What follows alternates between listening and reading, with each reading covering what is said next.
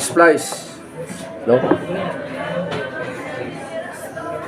So ang gamitin sa paggamit ng single wrap splice is applied to number 8 TW or THSN wire, no? Halimbawa, nakulangan yung wire mo, so dapat dugtungin yan, no? So you make the single wrap splice.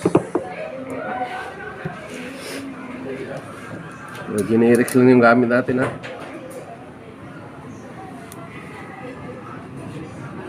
Hindi rin kayo gumamit ng electricians na. Ito na yung pinakamadali. Tawaan tayo.